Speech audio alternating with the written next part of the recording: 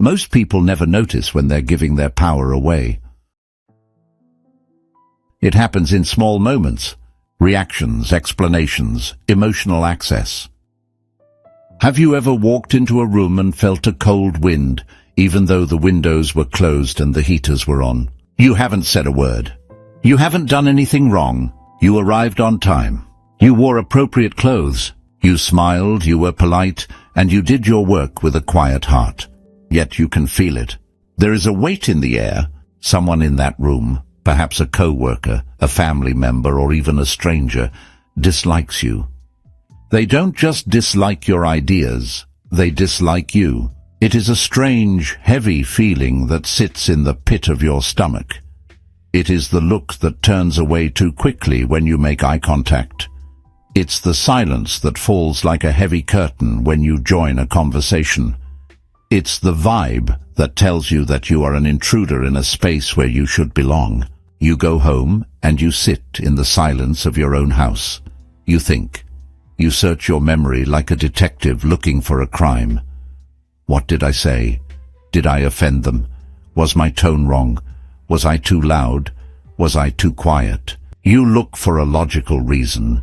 You look for a mistake you made, but you find nothing. You have been kind. You have been professional.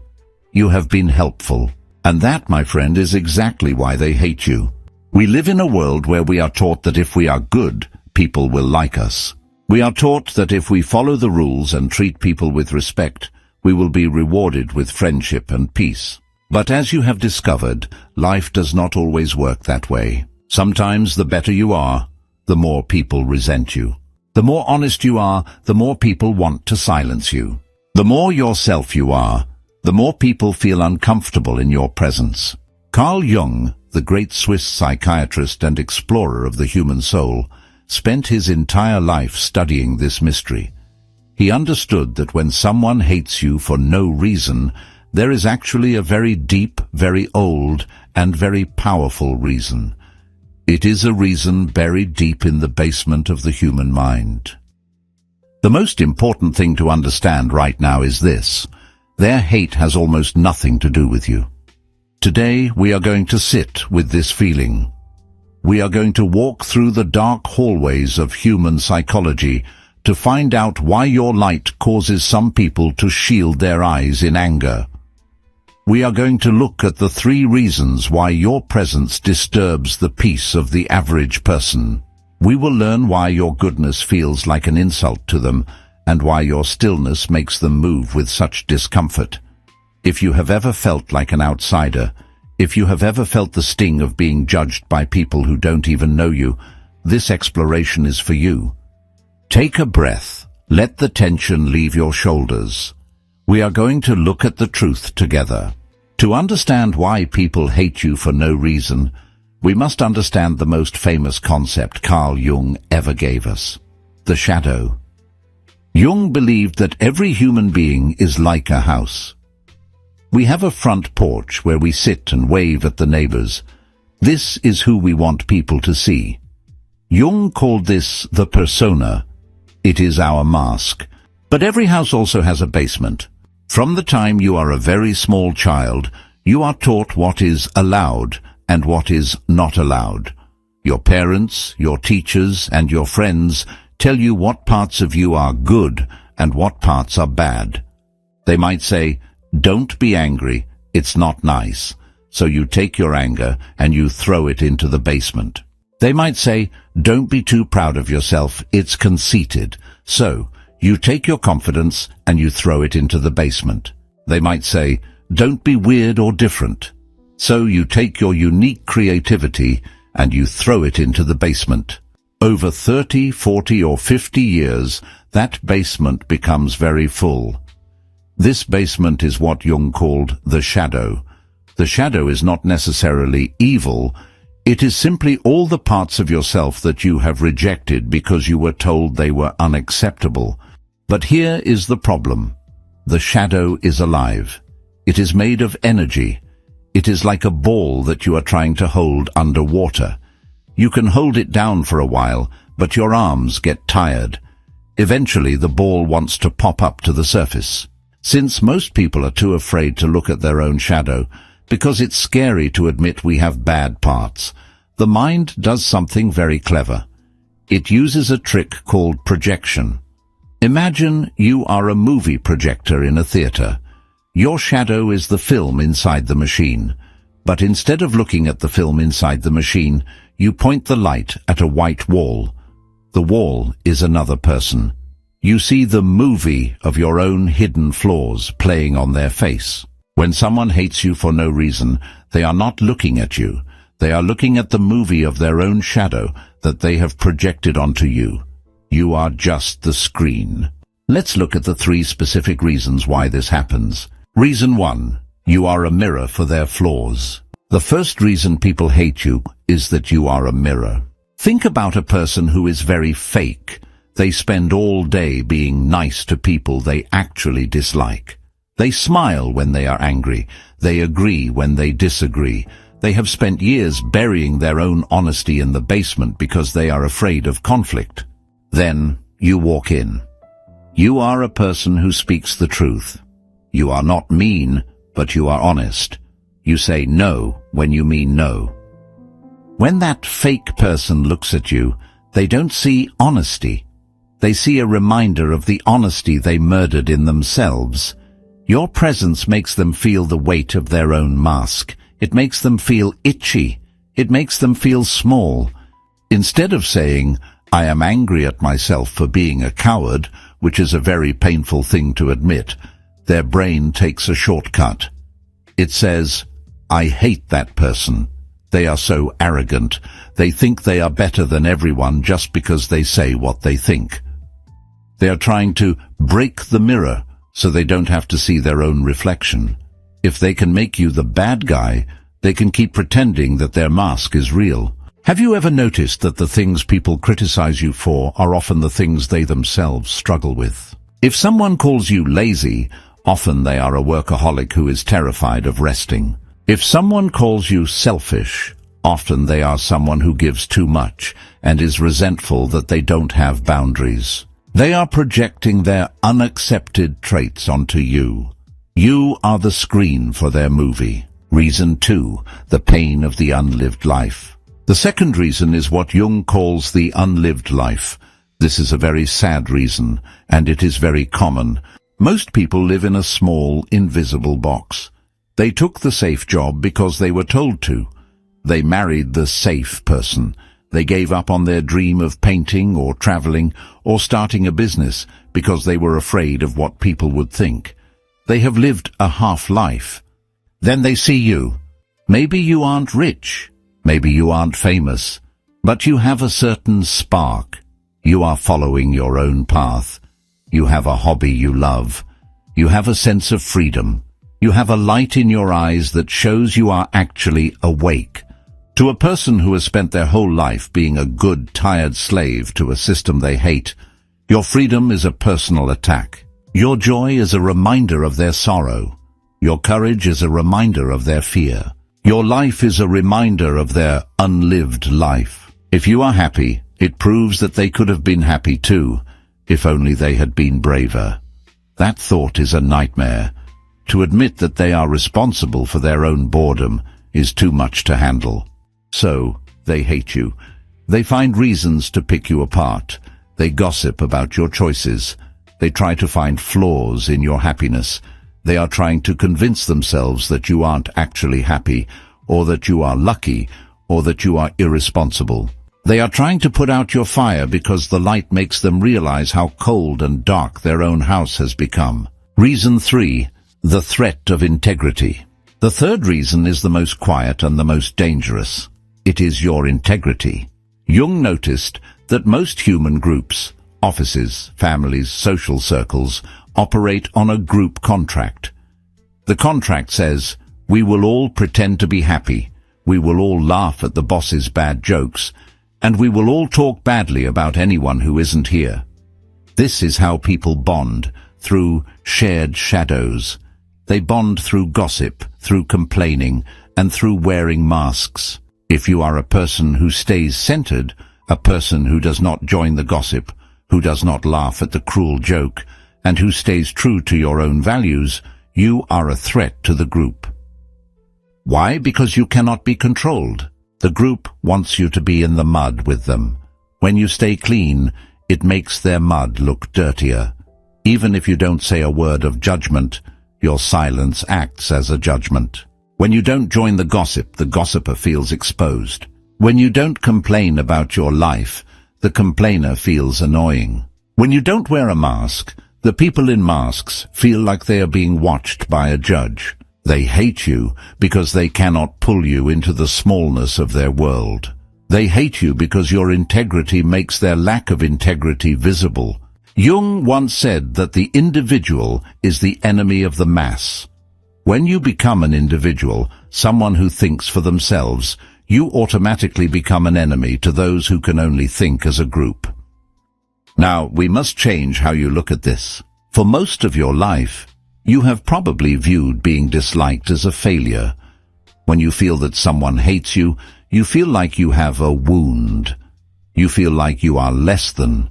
You think, if only I could be more charming. If only I could change my personality to make them comfortable. I want you to stop and listen to me very carefully. This dislike is not a sign of your failure. It is a sign of your presence. Think about a ghost. A ghost has no body. It can walk through a wall and the wall doesn't move. The ghost doesn't disturb anything. It has no form. A lot of people are like ghosts. They have no real personality. They have no real opinions. They have no backbone. Because they have no substance, they never bump into anyone. Everyone likes them, but only because they aren't really there. They are invisible. But you have a body. You have a soul. You have a shape. When you have a shape, you take up space. And when you take up space, you are going to bump into people who are living in a dream. Being hated for no reason is the tax you pay for being a real person. Jung once said, "The most terrifying thing is to accept oneself completely." When you accept yourself, your strengths, your weaknesses, your weirdness, and your truth, you become a solid object. You are no longer a vapor. You are a fact. And facts are very uncomfortable for people who live in illusions. If someone hates you for no reason, they are actually giving you a very high compliment. They are saying, "You are so real that I cannot look away. You are so solid that I cannot push you around. You are so you that it makes me feel the pain of not being me." This is power. We often think of power as the ability to control others, but that is not true power. True power is the ability to be uncontrollable. When you are comfortable in your own skin, even when the people around you are not, you have achieved something most people never will. You have achieved individuation. You have become a whole human being. Most people are like chameleons. They change color based on who they are standing next to. If the person next to them is angry, they become angry. If the person next to them is a gossip, they become a gossip. But if you are a solid object, you stay your own color. And that color, that bright, unique color, irritates the chameleons. They hate you because you remind them that they have no color of their own. Stop looking at their hate as a problem you need to fix. Start looking at it as a measurement. It is a measurement of how much substance you have. If you are being yourself and it makes someone else angry, that is a them problem. You are simply existing. You are like a mountain. The mountain doesn't try to offend the hiker. The mountain is just there. If the hiker finds the mountain too steep, that is the hiker's struggle, not the mountain's. Do not apologize for being a mountain. So how do we live in this world? How do we walk into that office, or that family dinner, or that social gathering, knowing that we are being projected upon? How do we stop the cold wind from making us shiver? We need a shift in our minds. We need to move from being a victim of their hate to being an observer of their psychology. Here are the practical steps you can take, based on Jungian wisdom, to stay powerful and calm. 1. The movie screen visualization. The next time you feel someone's unexplained dislike, I want you to visualize yourself as a high-quality movie screen. Look at the person who is being cold to you. In your mind, see the projector behind their eyes. See the movie of their own shadow, their own fears, their own regrets, their own hidden anger, playing on your chest. Remind yourself, that movie is not about me. I am just the screen they are using because I am close by. When you realize it is not about you, something magical happens. The pain disappears. You stop being hurt and start being curious. You might even start to feel a little bit of compassion for them. You realize they are trapped in a room with their own demons, and they are so confused that they think the demons are you. When you are the screen, you don't have to argue with the movie. You just stay still. 2. The rule of stillness. The natural human reaction to being disliked is agitation. We either want to fix it by being extra nice, or fight it by being defensive. Both of these reactions are traps. If you try to be extra nice to someone who hates you for no reason, you are letting their shadow control your behavior. You are losing your form. You are becoming a ghost to please them. If you become defensive and angry, you are joining the movie. You are giving them the evidence they want to prove that you are the bad guy. The most powerful thing you can do is to stay still. Be polite, be professional, be calm, but do not change your shape. If they are cold, you stay warm. If they are loud, you stay quiet. If they are chaotic, you stay centered. When you stay still, the projection eventually fails. They realize that their hate is not sticking to you. It is falling off you and landing back on them. By staying still, you force them to deal with their own reflection. 3. Bless the friction. In the gym, you cannot grow muscle without resistance. You need a weight that pushes back against you. Jung believed the soul is the same. We need friction to become strong. Think of these difficult people as your spiritual gym equipment. They are providing the resistance you need to build the muscle of self-approval. Every time you walk into a room where you are disliked and you choose to be okay anyway, you're getting stronger. You are teaching your brain that you don't need the world's permission to exist. You are breaking the addiction to being liked, and that is the greatest freedom a human can have. When you can say, that person hates me, and I am still a good person, and I am still at peace, you have won. You are no longer a slave. 4. Check your own mirror. Now this is the hardest part. Jung said we must always be honest with ourselves. When you feel someone hates you, ask yourself one quiet question. Is there a tiny grain of truth in what they are projecting? Sometimes people hate us because we are too much of something, not because we are bad, but because we are unintegrated. For example, if people say you are arrogant, ask yourself, am I actually confident, or am I trying to hide my own insecurity? If you find a grain of truth, don't be ashamed, just bring it into the light. The more you know your own shadow, the less other people's projections can hurt you. When you have already looked at your own basement, nobody can scare you by telling you what's in there. Practical tip. When you feel that cold energy from someone, say this to yourself internally. This is their shadow. This is their unlived life. I am safe. I am whole. I do not need their approval to be real. Then take a deep breath. Feel your feet on the floor, feel the weight of your body, and go back to your life. The world is full of people who are running away from themselves. They run into work, they run into screens, they run into gossip, they run into the safety of the crowd. When they see someone who has stopped running, when they see someone who is comfortable in the silence, it scares them. You do not have to apologize for being real. You do not have to shrink so that others can feel big. You do not have to dim your light so that their eyes don't hurt. Carl Jung once wrote a very beautiful thing. He said, I would rather be whole than good. To be good is to follow the rules and wear the mask.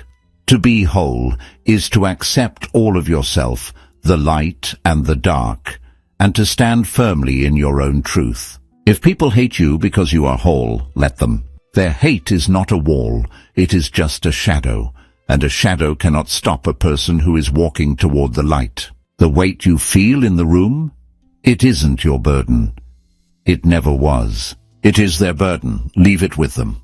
Walk away with a quiet heart. Be still. And remember, you are not the movie. You are the one watching it. Be at peace.